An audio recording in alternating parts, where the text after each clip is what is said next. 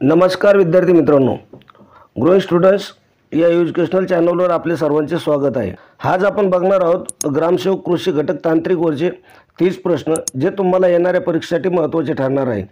त्यामुळे व्हिडिओ शेवटपर्यंत पाहायचा आहे।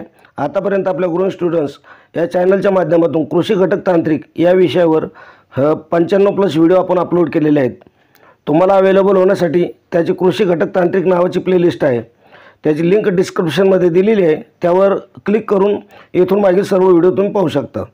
बरे मित्रांनो, चॅनलवर जर नवीन असाल तर लगेच आपल्या चॅनलला सबस्क्राइब करून घ्या, बेल आयकॉनला ऑलवर क्लिक करून ऑनवर सिलेक्ट करून घ्या आणि व्हिडिओला लाईक नक्की करत चला। तर आजचं लेक्चर आपण भात या पिकावर विश्लेषणाच्या माध्यमातून पाहणार आहोत। बघा, पहिला प्रश्न काय आहे, 4 सूत्री भात शेती इशारा पद्धतीचे जनक कोण आहे? मोस्ट IMP प्रश्न आहे। 4 सूत्री पद्धती कोणकोणत्या पद्धतीने किंवा 4 सूत्रीमध्ये पहिली पद्धत कोणती आहे, दुसरे सूत्र कोणतं आहे, तर तिसरं सूत्र कोणतं आहे, चौथं सूत्र कोणतं आहे, हे तुम्हाला माहीत असणं गरजेचं आहे। तर 4 सूत्री भात शेती इशारा पद्धतीचे जनक कोण आहेत? तर याचं योग्य उत्तर असेल मित्रांनो, कृषीरत्न डॉक्टर नारायण सावंत यांना 4 सूत्री भात शेतीचे जनक असे म्हटले जाते। कृषीरत्न डॉक्टर नारायण सावंत यांच्याविषयी किंवा यांचे जे 4 सूत्र आहे ते सूत्र आपण समजून घेऊयात। या ठिकाणी पहा, 4 सूत्र लावणी तंत्रज्ञान त्यांनी विकसित केलेलं आहे। तर पहिलं सूत्र कोणतं आहे? तर पहा, पहिलं तंत्र की जे भाताच्या पिकाच्या अवशेषाचा फेरवापर करणे, भात पिकास सिलिकॉनचा पुरवठा करणे, हे पहिलं सूत्र आहे। हे तुम्हाला काय पाठ असणं गरजेचं आहे। त्यानंतर दुसरं सूत्र आहे पहा, प्रति गुंठा गिरीश पुष्प आणि झाडाचे 30 किलो पाने चिखलणीपूर्वी 7 ते 8 दिवस अगोदर पसरावीत। त्यानंतर भात रोपांना सेंद्रिय नत्र हेक्टरी 10 ते 15 किलो उपलब्ध व्हावे आणि उंदराचा प्रादुर्भाव कमी व्हावा। म्हणजे दुसरं सूत्र असं आहे की भात पेरणी करण्यापूर्वी किंवा लागवड करण्यापूर्वी चांगल्या प्रकारे जे काही जमिनीची मशागत आहे ती मशागत चांगल्या प्रकारे करणं गरजेचं आहे। त्यानंतर तिसरं सूत्र आहे पहा मित्रांनो, नियंत्रित लावणी करणे गरजेचं आहे। म्हणजे लावणी किती अंतरावर करणं गरजेचं आहे? जर तुम्ही पेरणी करत असाल किंवा लावणी जर करत असाल तर नियंत्रित लावणी करणं गरजेचं आहे। सुधारित जातीच्या रोपांची लागवड व जोडवळ पद्धतीने लागवड करणं गरजेचं आहे। तिसरं सूत्र आहे। त्यानंतर तिसऱ्या सूत्रामध्ये या ठिकाणी पहा, लावणी करताना प्रत्येक सुरात 2 ते 3 रोपं सरळ व उथळ अशा प्रकारे लावणी करणं गरजेचं आहे। तसं इतक्या डीपमध्ये तुम्हाला ग्रामसेवक भरतीसाठी प्रश्न विचारले जाणार नाही, पण तुम्हाला कृषीरत्न डॉक्टर नारायण सावंत यांनी कोणते 4 सूत्र सांगितले हे तुमच्या लक्षात यायला पाहिजे। या संदर्भात एखादा बेसिक क्वेश्चन तुम्हाला विचारला जाऊ शकतो। त्यानंतर चौथं सूत्र आहे की युरिया आणि DP यांच्या ब्रिकेट्सचा तुम्हाला वापर करणं गरजेचं आहे। म्हणजे युरिया आणि DP जे खत आहे ते 60 आणि 40च्या प्रमाणात ते टाकणं गरजेचं आहे। अशा प्रकारे तुम्हाला कृषीरत्न डॉक्टर नारायण सावंत यांनी भात लागवडी संदर्भातले सांगितलेले हे 4 सूत्र तुम्हाला पाठ असणं गरजेचं आहे। त्यानंतर आपण दुसरा प्रश्न बघूया, भात पिकासाठी हवामान कसे असावे किंवा कसे हवे, असा प्रश्न आहे की भात पिकासाठी हवामान कसं लागतं? मग कसं लागेल भात पिकासाठी हवामान? बघा, कोरडे हवामान उत्तम असते का उष्ण व दमट? त्यानंतर 100 मिलीमीटरपेक्षा जास्त पाऊस असणं गरजेचं आहे। त्यानंतर 25 ते 35 अंश सेल्सिअस तापमान आवश्यक आहे। हे 4 पर्याय तुम्हाला दिलेले। तर यापैकी फक्त काय आहे उत्तर काय आहे? अ आणि ड बरोबर, म्हणजे उपपर्याय आहे त्याच्या खाली, अ आणि ड बरोबर, फक्त क बरोबर, सर्वच बरोबर किंवा ब, क आणि ड बरोबर। तर याचं योग्य उत्तर असेल मित्रांनो 4थ्या नंबरचं, उष्ण व दमट हवामान लागतं। जसे की सह्याद्री पर्वत रांगेमध्ये जे भात या पिकाचं उत्पन्न घेतलं जातं त्या ठिकाणी जे हवामान आहे कोणतंही उष्ण व दमट आहे। त्यानंतर या ठिकाणी पहा, 1000 मिलीमीटरपेक्षा जास्त पाऊस पडणं गरजेचं आहे, जो की महाराष्ट्रातला जो मध्यवर्ती भागामध्ये जो बेसाट खडकापासून भाग महाराष्ट्राचा बनलेला आहे, ज्याला आपण महाराष्ट्राचं पठार म्हणतो, या ठिकाणी 1000 मिलीमीटरपेक्षा जास्त पाऊस पडत नाही। त्यामुळे भाताचं पीक किंवा भाताचे उत्पन्न या मराठवाड्याच्या भागामध्ये किंवा दख्खनच्या पठारामध्ये होत नाही। तर विदर्भाचा काही भाग आणि सह्याद्रीचा जो भाग आहे त्या भागामध्ये 1000 मिलीमीटरपेक्षा जास्त पाऊस पडतो। त्यामुळे सर्वाधिक भाताचे उत्पादन याच 2 भागामध्ये महाराष्ट्रामध्ये सर्वाधिक होतं। त्यानंतर तापमान किती असणं गरजेचं आहे? तर 25 ते 35 अंश सेल्सिअस तापमान असणं गरजेचं आहे. हे सुद्धा तुम्हाला काय पाठ असणं गरजेचं आहे. तुम्हाला या ठिकाणी प्रश्न आपण या ठिकाणी कंबाईन प्रश्न करून दिला आहे, पण तुम्हाला उष्ण व दमट हवामान आहे, त्यानंतर 1000 मिलीमीटरपेक्षा जास्त पाऊस पाहिजे आणि 25 ते 35 अंश तापमान असणं गरजेचं आहे. हे तुम्हाला पाठ असणं गरजेचं आहे. त्यानंतर आर्द्रता किती असली पाहिजे, तर तापमानामध्ये जी आर्द्रता आहे किती 65 ते 79% आर्द्रता असणं गरजेचं आहे. म्हणजे उत्तम हवामान जे आपण पिकासाठी म्हणतो, कोणत्या भात या पिकासाठी जर अशा प्रकारे हवामान असेल तर त्या ठिकाणी व्यवस्थित पीक येतं. त्यानंतर पुढचा प्रश्न आपण बघूया. महाराष्ट्राचे पहिले भात संशोधन केंद्र कधी आणि कोठे सुरू झाले? बघा 4 पर्याय तुमच्या समोर दिलेले, त्यापैकी काय विचारलं आपल्याला? महाराष्ट्राचं पहिलं भात संशोधन केंद्र कोठे सुरू झालेलं आहे? तर त्याचं योग्य उत्तर काय येईल बघा.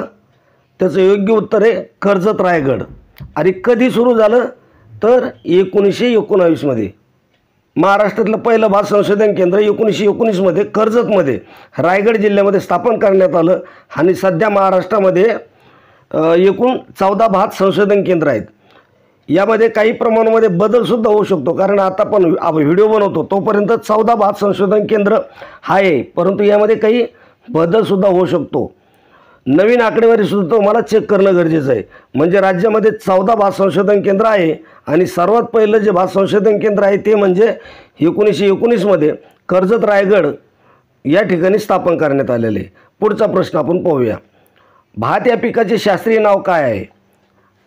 भात या पिकाचं शास्त्रीय नाव काय आहे? अशा प्रकारचा प्रश्न विचारला तुम्हाला. तरी विद्यार्थी मित्रांनो, अजूनपर्यंत तुम्ही आपल्या ग्रोइंग स्टुडंट्स या यूट्यूब चॅनलला जर सबस्क्राईब केलं नसेल तर नक्की सबस्क्राईब करून घ्या. आणि काही शंका असतील तर कमेंट बॉक्समध्ये नक्की कळवा. प्रश्न काय आहे? भात या पिकाचे शास्त्रीय नाव काय आहे? अशा प्रकारचा प्रश्न विचारला तर याचं योग्य उत्तर असेल मित्रांनो पहिल्या नंबरचं. कोणतं? ओरिझा सवितायल. ओरिझा सवितायल हे जे नाव आहे ते भात या पिकाचं शास्त्रीय नाव आहे. त्यानंतर दुसऱ्या नंबरचं नाव आहे ते तुम्हाला कमेंट बॉक्समध्ये कमेंट करून कळवायचं आहे की कोणत्या पिकाचं नाव आहे. त्यानंतर तिसरा जो ऑप्शन आहे तो म्हणजे राईस. या ठिकाणी अशाच प्रकारचा ऑप्शन तो क्रिएट केलेला आहे, हे त्याचं उत्तर नाही आहे. त्यानंतर त्या ठिकाणी 2 नंबरचा जो पर्याय असेल त्या पर्याय शास्त्रीय नाव कोणत्या पिकाचं आहे हे तुम्हाला कमेंट बॉक्समध्ये कमेंट करून सांगायचं आहे. त्यानंतर पुढचा प्रश्न आपण बघूया. भात या पिकाचं मूळ उगमस्थान कोठे आहे? तर भात या पिकाचं जे मूळ उगमस्थान आहे हे कुठं आहे हे तुम्हाला नक्की पाठच असणं गरजेचं आहे. कारण जे जे पीक आहे यांचे उगमस्थान कुठले हे सुद्धा तुम्ही एकदा पाहून ठेवा. भात या पिकाचं मूळ उगमस्थान कुठे? मग भारत या देशामध्ये आहे. तुम्हाला प्रश्न विचारला जाऊ शकतो आणि पर्याय दिले जाऊ शकतात की आफ्रिका असेल, त्यानंतर चीन असेल किंवा अमेरिका असेल. तर भात या पिकाचं मूळ उगमस्थान आहे भारत. त्यानंतर हंगाम कोणता आहे, म्हणजे कोणत्या हंगामामध्ये पिकाचं उत्पादन घेतलं जातं? तर खरीप आणि उन्हाळी. खरीप आणि उन्हाळी या दोन्ही हंगामामध्ये भात पिकाचं सर्वाधिक प्रमाणामध्ये उत्पन्न घेतलं जातं. त्यानंतर पुढचा प्रश्न आपण बघूया. भाताच्या तुसामध्ये किती टक्के तेलाचे प्रमाण असते? बघा प्रमाण तुम्हाला दिलेलं आहे. भाताचं जे तूस असतं त्याच्यामध्ये तेलाचं प्रमाण असतं, तर ते किती टक्के असतं असं आपल्याला त्यांनी विचारलेलं आहे. तर त्यामध्ये पर्याय नंबर 3 हे त्याचं उत्तर आहे की भाताच्या तुसामध्ये 18% तेलाचं प्रमाण असतं. त्यानंतर पुढचा प्रश्न बघूया आपण. भाताची फुले मावळ ही जात कोणत्या प्रकारची आहे?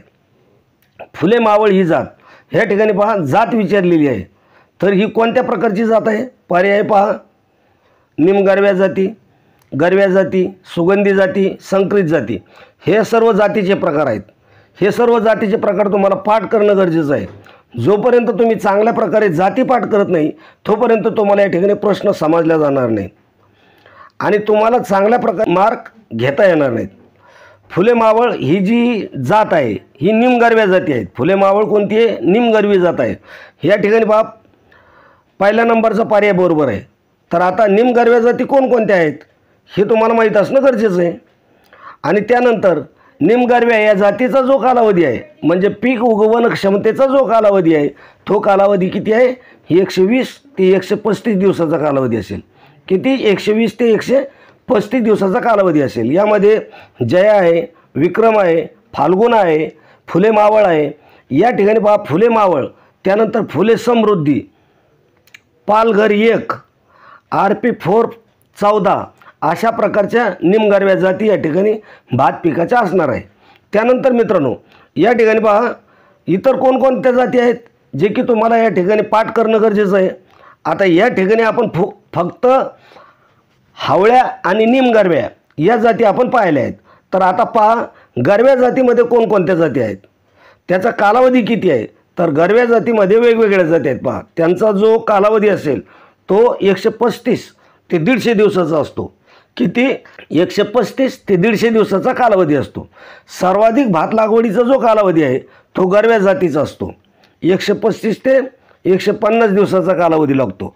म्हणजे त्यासाठी जे पीक उगवण क्षमतेसाठी रत्नागिरी 2 असेल, यामध्ये कर्जत 2 असेल, किंवा आंबेमोहर 157 असेल, मसुरी असेल, सुवर्ण असेल आणि दारणा असेल, या सर्व जाती गारव्या जातीमध्ये येतात. त्यानंतर मित्रांनो सुगंधी जाती कोणकोणत्या आहेत. आपण म्हणतो की सुगंधी तांदूळ आहे किंवा सुंदर सुगंधी भात आहे, खाण्यासाठी सुगंधी वास येतो. तर त्यामध्ये सुगंधी कोणत्या जाती आहेत. तर बासमती 370 पाटच असेल सर्वांना बासमती म्हटल्यावर. त्यानंतर पुसा बासमती 1 ही आहे. त्यानंतर इंद्रायणी आहे, भोगावती आहे, प्रभावती, या सर्व जाती कशाच्या आहे, सुगंधी जातीमध्ये येतात. त्यानंतर मित्रांनो खार जमिनीसाठी कोणकोणत्या जाती येतात बघा. सह्याद्रीचा जो पर्वत भाग आहे तो सह्याद्रीच्या माथ्यावरचा जो भाग आहे त्या माथ्यावरच्या भागातून ज्याला आपण काय खलाटी आणि वलाटी असं म्हणतो, त्या खार जमिनीसाठी पनवेल 1, पनवेल 2, पनवेल 3, त्यानंतर दामोदर या जातीची लागवड कशामध्ये, खार जमिनीसाठी केली जाते. त्यानंतर मित्रांनो संकरित जाती आहेत बघा. भाताच्या संकरित जाती कोणत्या आहे, सह्याद्री 1 आणि सह्याद्री 2 अशा प्रकारे या वेगवेगळ्या जाती तुम्हाला पाठ करणं गरजेचं आहे. त्यानंतर मित्रांनो काही महत्त्वपूर्ण प्रश्न आहेत जे की तुम्हाला तोंडपाठ असणं गरजेचं आहे.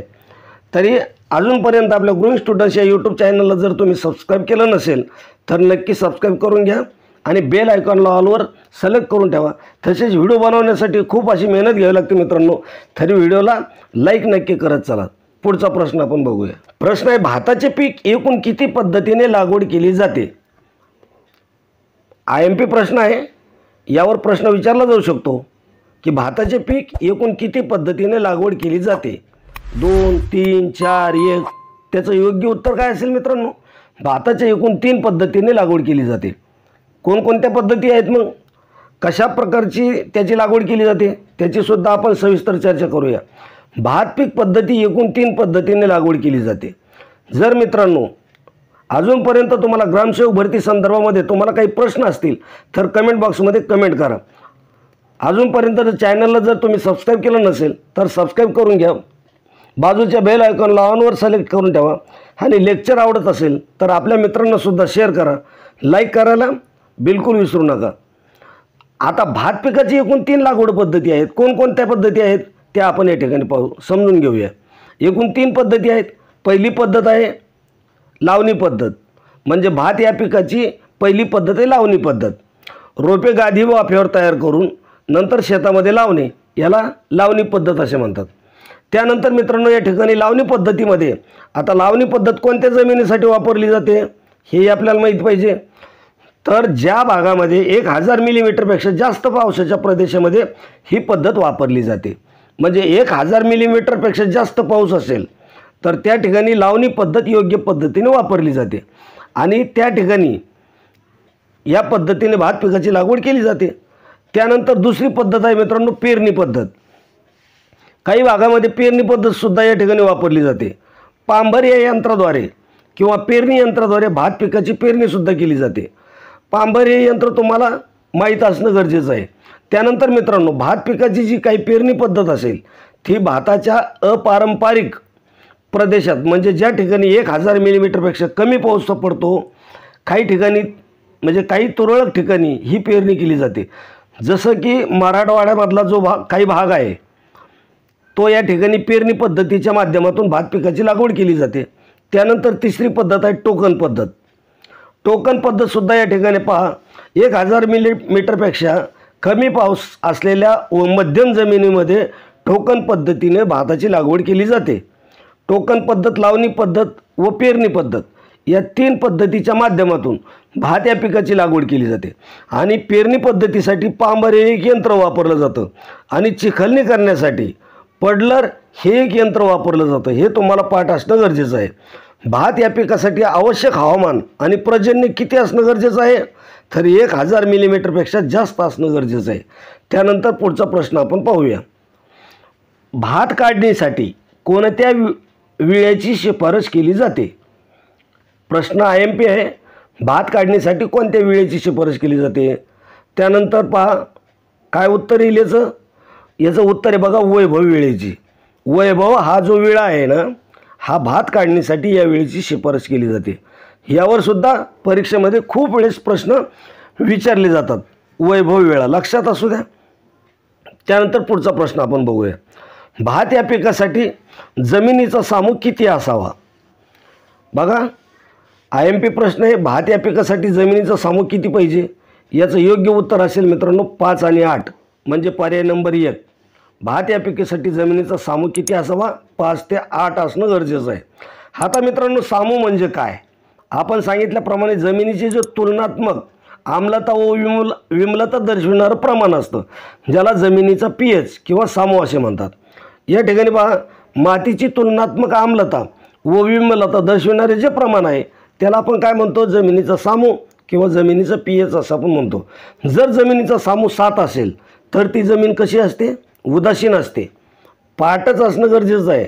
जमिनीचा सामू 7 पेक्षा अधिक असेल तर ती जमीन असते विम्लता अधिक असते, म्हणजे त्या जमिनीमध्ये काय विम्लता अधिक प्रमाणामध्ये असते.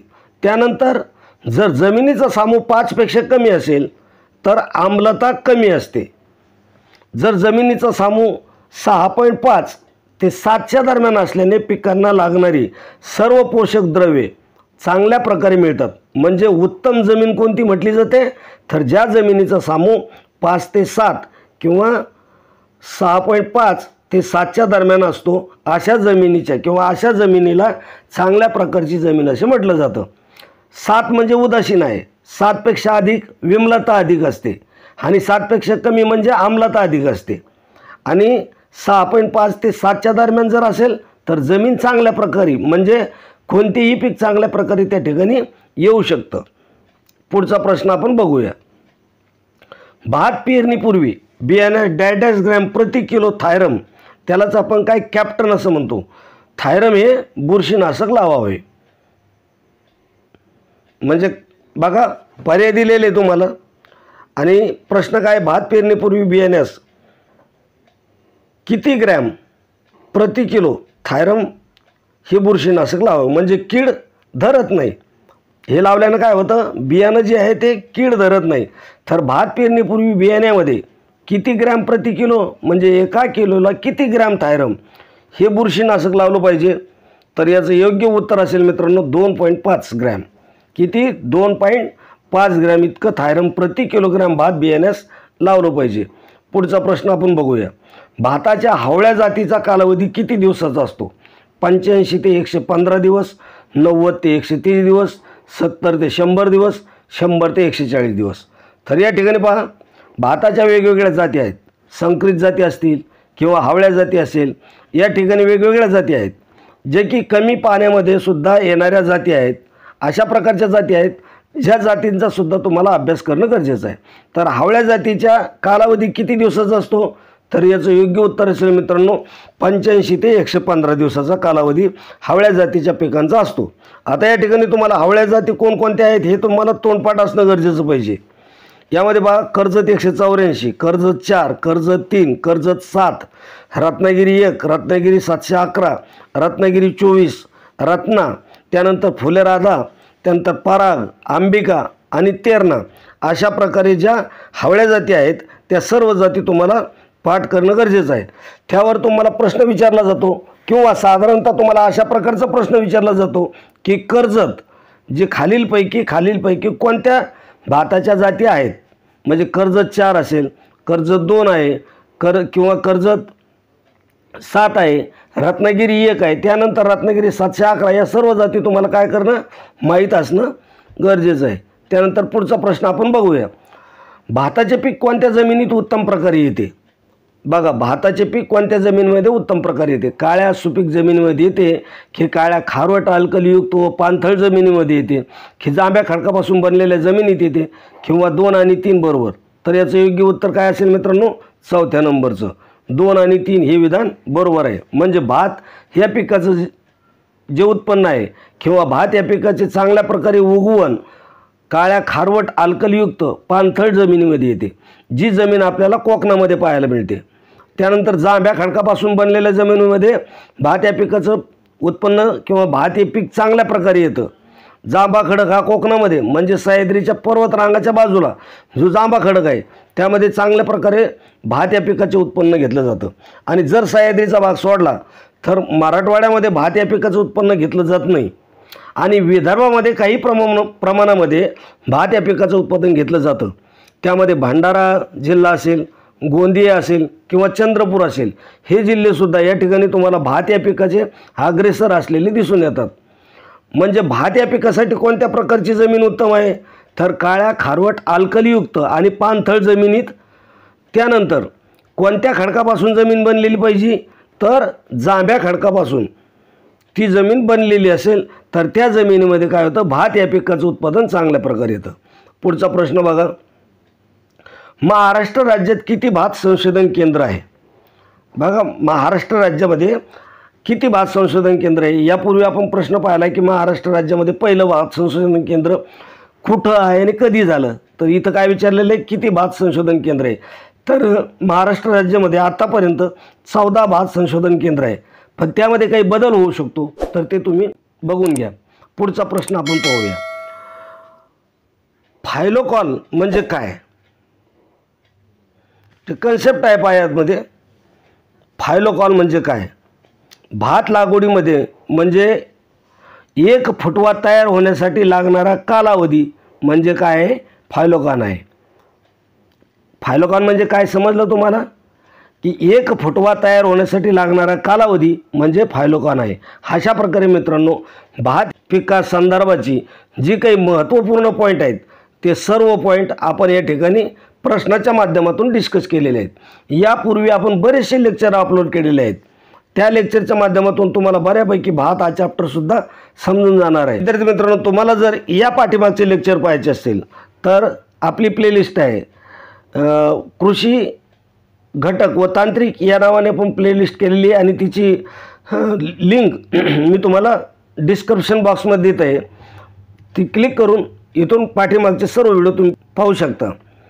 तसेच आपण पंचायत राजवरचे जवळजवळ 8 ते 10 व्हिडिओ आपण अपलोड केले की ज्यामध्ये सर्व पंचायत राज तुम्हाला भेटून जाईल. ते लेक्चरसुद्धा तुम्ही काय करा, पाहू शकता. पुढचा प्रश्न बघा, भाताची उत्पादकता वाढवण्यासाठी डॅश पद्धतीने भात लागवड करण्याची शिफारस केली जाते. तर बघा, भाताची उत्पादकता आपल्याला वाढवायची आहे, त्यासाठी कोणती भात लागवड पद्धत आपल्याला अंगीकारावी लागेल? तर या ठिकाणी त्याचं उत्तर आहे बघा, श्री पद्धत. त्याला आपण SRI या पद्धतीची लागवड शिफारस केली जाते. यामध्ये याचा फुल फॉर्मसुद्धा तुम्हाला पाठ असणं गरजेचं आहे. SIRचा फुल फॉर्मसुद्धा तुम्हाला पाठ असणं गरजेचं आहे. पुढचा प्रश्न आपण बघूया. शेतात पाणी साठवलेले असल्यास चिखलणी करण्यासाठी डॅश हे अवजार वापरतात. चिखलणी करण्यासाठी बऱ्याचशा वेळेस एका वाक्यामध्ये म्हणा की रिकामी जाग्यामध्ये म्हणा की विश्लेषणमध्ये हा प्रश्न येऊन गेलेला आहे. आपल्या सिरीजमध्ये पाहायला भेटेल तुम्हाला की शेतामध्ये पाणी साठवलेलं असल्यास चिखलणी करण्यासाठी कोणतं अवजार वापरलं जातं? शेतात पाणी साठवलेले असल्यास चिखलणी करण्यासाठी कोणतं अवजार वापरतात? बघा, पर्याय तुम्हाला दिलेले, खुरपं आहे, पडलर आहे, नांगर आहे किंवा यापैकी नाही. मग या प्रश्नाचं योग्य उत्तर बऱ्याचशा विद्यार्थ्याचं आलेलं असेल, ते कमेंटमध्ये कळवा. आणि पुन्हा 4 पर्याय तुमच्यासोबत दिलेले असतात, या 4 पर्यायापैकी योग्य उत्तर कोणतं आहे तेही कळवा. आणि या सिरीजमधून किंवा या व्हिडिओमधून किती प्रश्नाची उत्तरं तुम्हाला देता येते तेही मला तुम्ही कमेंटमध्ये कळवत चला. मग कोणतं यंत्र आहे ते? तर पडलर या यंत्राच्या माध्यमाने, पडलर या यंत्राच्या द्वारे चिखलणी केली जाते. तर भात पिकासाठी पूर्व मशागत करणं गरजेचं आहे. आता पूर्व मशागतीच्या माध्यमातून पिकाच्या योग्य वाढीसाठी योग्य पूर्व मशागत आणि चिखलणी करणं गरजेचं असतं. म्हणजे भात पिकासाठी पूर्व मशागतीमध्ये कोणता आहे तर पूर्व मशागत, आणि सर्वात महत्त्वाचं आहे भात पिकासाठी चिखलणी करणं हे गरजेचं आहे. तुम्हाला परीक्षेमध्ये देखील प्रश्न विचारला जाऊ शकतो की भात या पिकासाठी पूर्व मशागतीमध्ये सर्वात महत्त्वाचा भाग कोणता येतो तर चिखलणी करण्याचा. म्हणजे चिखलणी करणे हे कोणत्या पिकाच्या पूर्व मशागतीचा भाग आहे अशा प्रकारचा सुद्धा प्रश्न तुम्हाला विचारला जाऊ शकतो. चिखलणी करण्यासाठी पडलर हे यंत्र आपण वापरलं जातं. अशा प्रकारे मित्रांनो भात या पीक संदर्भात जी काही महत्त्वपूर्ण पॉईंट्स आहेत ते सर्व पॉईंट आपण या ठिकाणी प्रश्नाच्या माध्यमातून डिस्कस केले आहे. यापूर्वी आपण बरेचसे लेक्चर अपलोड केले आहेत. त्याच लेक्चरच्या माध्यमातून तुम्हाला बऱ्यापैकी भात हा चॅप्टरसुद्धा समजून जाणार आहे. यापुढे त्यानंतर पंचायत राजवरचे 8 ते 10 लेक्चर या ठिकाणी आपण अपलोड केले आहेत, ते सुद्धा तुम्ही लेक्चर पाहू शकता. त्याचबरोबर मित्रांनो ग्रामसेवक भरती संदर्भात जो सर्वात महत्त्वाचा टेक्निकल भाग आहे की ज्यांची 40 क्वेश्चन तुम्हाला विचारले जाऊ शकतात ते आपण ग्रोईंग स्टुडंट्स या यूट्यूब चॅनलच्या माध्यमातून तुम्हाला प्रोव्हाइड करत आहोत. असेच लेक्चर पाहण्यासाठी मित्रांनो आपल्या चॅनलला सबस्क्राईब करून ठेवा, तसेच बेल आयकॉनला ऑल करून ठेवा आणि आमच्यासोबत जोडून राहा. काही प्रश्न असतील तर कमेंट बॉक्समध्ये कमेंट करा, चॅनलला लाईक करत चला. धन्यवाद मित्रांनो, भेटूया पुढच्या व्हिडिओमध्ये. तोपर्यंत जय हिंद, जय महाराष्ट्र.